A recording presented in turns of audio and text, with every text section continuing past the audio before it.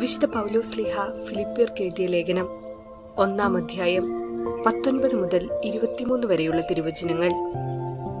നിങ്ങളുടെ പ്രാർത്ഥനയാലും യേശുക്രിസ്തുവിന്റെ ആത്മാവിന്റെ ദാനത്താലും ഇതെനിക്ക് മോചനത്തിനായി പരിണമിക്കുമെന്ന് ഞാൻ അറിയുന്നു. ആകയാൽ എനിക്കൊന്നിലും ലജ്ജിക്കേണ്ടി വരികയില്ലെന്നും, മറിച്ച് പൂർണ്ണ ധൈര്യത്തോടെ എപ്പോഴും എന്ന പോലെ ഇപ്പോഴും ക്രിസ്തു എന്റെ ശരീരത്തിൽ ജീവിതം വഴിയോ മരണം വഴിയോ മഹത്വപ്പെടണമെന്നും എനിക്ക് തീവ്രമായ ആഗ്രഹവും പ്രതീക്ഷയുമുണ്ട്. എനിക്ക് ജീവിതം ക്രിസ്തുവും മരണം നേട്ടവുമാണ്. ശാരീരികമായി ഇനിയും ഞാൻ ജീവിക്കുകയാണെങ്കിൽ ഫലപ്രദമായി ജോലി ചെയ്യാൻ സാധിക്കും. എങ്കിലും ഏതാണ് തിരഞ്ഞെടുക്കേണ്ടതെന്ന് എനിക്കറിഞ്ഞുകൂടാ. ഇവ രണ്ടിനുമിടയിൽ ഞാൻ ഞെരുങ്ങുന്നു. എങ്കിലും എന്റെ ആഗ്രഹം മരിച്ച് ക്രിസ്തുവിനോടുകൂടെ ആയിരിക്കാനാണ്. കാരണം അതാണ് കൂടുതൽ ശ്രേഷ്ഠം. ഓർമ്മിക്കുക, ഇന്ന് തിരുസഭ വിശുദ്ധ ലോറൻസിന്റെ ഓർമ്മ തിരുനാൾ അനുസ്മരിക്കുമ്പോൾ നാം മനസ്സിലാക്കേണ്ട ഒരു കാര്യമുണ്ട്. നമ്മുടെ ദൈവവിളിയും തെരഞ്ഞെടുപ്പും സ്വീകരിക്കുവാൻ വേണ്ടി പൂർവാധികം സൽപ്രവൃത്തികൾ ചെയ്യാൻ ഉത്സാഹിക്കുവിൻ. എങ്കിൽ ആരും പാപത്തിൽ വീഴുകയില്ല. വിശുദ്ധ ലോറൻസ് 1559 ജൂലൈ 22-ാം തീയതി ഇറ്റലിയിലെ ബ്രന്ദിസി എന്ന സ്ഥലത്ത് ജനിച്ചു. മാതാപിതാക്കളായ വില്യവും എലിസബത്തും മകന് ജൂലിയസ് സീസർ എന്ന് പേരിട്ടു. 16-ാം വയസ്സിൽ വെനീസിലെ കപ്പൂച്ചിൻ ആശ്രമത്തിൽ ചേർന്ന് ലോറൻസ് എന്ന പേര് സ്വീകരിച്ചു. പാദുവ സർവകലാശാലയിൽ തത്വശാസ്ത്രവും ദൈവശാസ്ത്രവും പഠിച്ചു. 23-ാമത്തെ വയസ്സിൽ വൈദികനായി. ഇതിനോടകം Latin, Hebrew, Greek, German, Bohemian, Spanish, French എന്നീ ഭാഷകൾ ഭംഗിയായി കൈകാര്യം ചെയ്യുവാൻ പഠിച്ചു. യഹൂദന്മാരെ പോലെ ഗ്രീക്ക് സംസാരിക്കുവാൻ അറിവുള്ളതുകൊണ്ട് 8-ാം ക്ലെമൻ മാർപ്പാപ്പ അദ്ദേഹത്തെ യഹൂദന്മാരുടെ ഇടയിൽ സുവിശേഷ ജോലി ചെയ്യുവാൻ നിയോഗിച്ചു.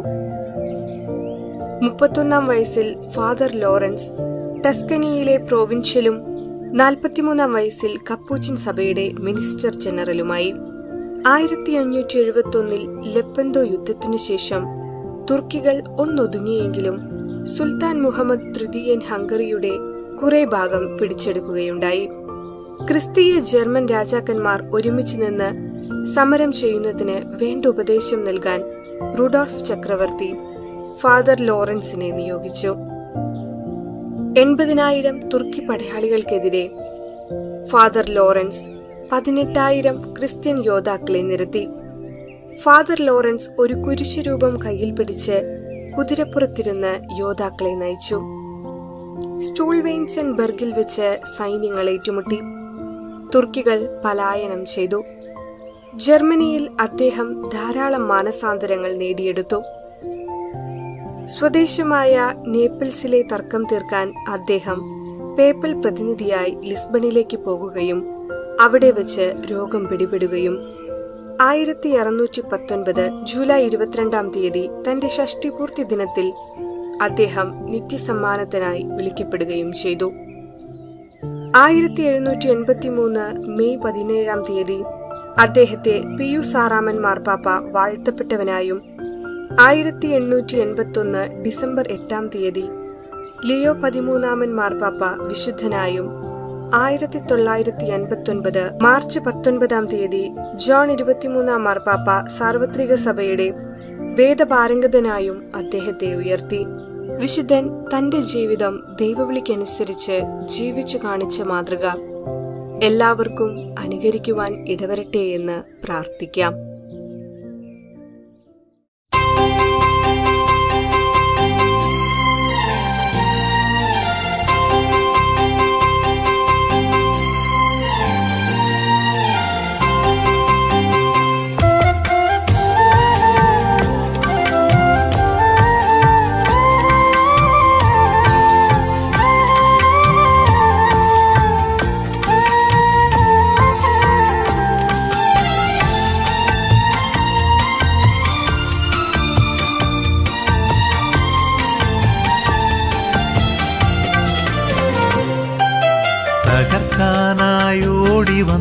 വന്നവരായിരം കൂട്ടം, എന്നെ തളർത്താനായി ഓടി വന്നവരായിരം കൂട്ടം, തകർക്കാനായി ഓടി വന്നവരായിരം കൂട്ടം, എന്നെ തളർത്താനായി ഓടി വന്നവരായിരം കൂട്ടം. എന്നും കോട്ട പോലെ കാത്തുകൊണ്ടവനാണു നീ, വൻ കോട്ട പോലെ കാത്തുകൊണ്ടവനാണു നീ. എന്നും കോട്ട പോലെ കാത്തുകൊണ്ടവനാണു നീ, വൻ കോട്ട പോലെ കാത്തുകൊണ്ടവനാണു നീ. തകർക്കാനായി ഓടി വന്നവരായിരം കൂട്ടം, എന്നെ തളർത്താനായി ഓടി വന്നവരായിരം കൂട്ടം.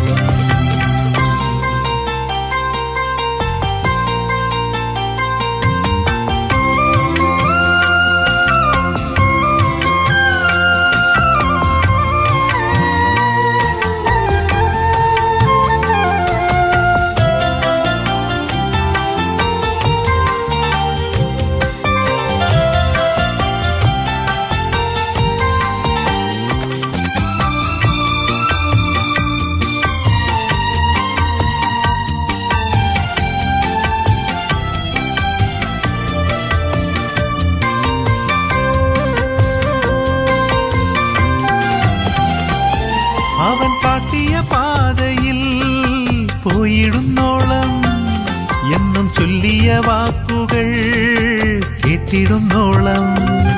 അവൻ കാട്ടിയ പാതയിൽ പോയിടുന്നോളം, എന്നും ചൊല്ലിയ വാക്കുകൾ കേട്ടിടുന്നോളം. ഒരു മനുഷ്യനുമാവതിൽ എന്നെ അകറ്റാൻ പോലും, ഒരു മനുഷ്യനുമാവതിൽ എന്നെ അകറ്റാൻ പോലും, ഒരു മനുഷ്യനുമാവതിൽ എന്നെ അകറ്റാൻ പോലും, ഒരു മനുഷ്യനുമാവതിൽ എന്നെ അകറ്റാൻ പോലും.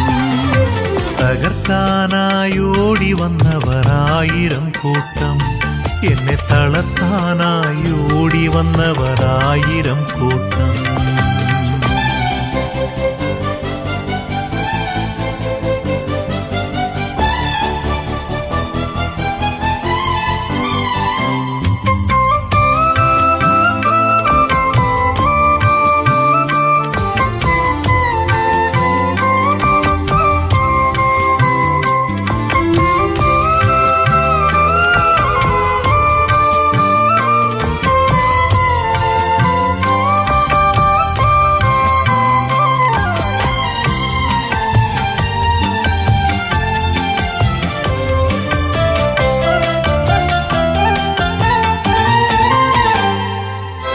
ജീവിതയാത്രയിൽ ഉള്ളിടത്തോളം എന്നും കൂട്ടിനു ശക്തിയായി നിന്നിടുന്നോളം. അവൻ ജീവിതയാത്രയിൽ ഉള്ളിടത്തോളം എന്നും കൂട്ടിനു ശക്തിയായി നിന്നിടുന്നോളം. ഒരു കരത്തിനുമാവതിൽ എന്നെ തൊടുവാൻ പോലും, ഒരു കരത്തിനുമാവതിൽ എന്നെ തൊടുവാൻ പോലും, ഒരു കരത്തിനുമാവതിൽ എന്നെ തൊടുവാൻ പോലും, ഒരു കരത്തിനുമാവതിൽ എന്നെ തൊടുവാൻ പോലും. തകർക്കാനായി ഓടി വന്നവരായിരം കൂട്ടം, എന്നെ തളർത്താനായി ഓടി വന്നവരായിരം കൂട്ടം. എന്നും കോട്ട പോലെ കാത്തുകൊണ്ടവനാണു നീ, വൻ കോട്ട പോലെ കാത്തുകൊണ്ടവനാണു നീ. തകർക്കാനായി ഓടി വന്നവരായിരം കൂട്ടം, എന്നെ തളർത്താനായി ഓടി വന്നവരായിരം കൂട്ടം.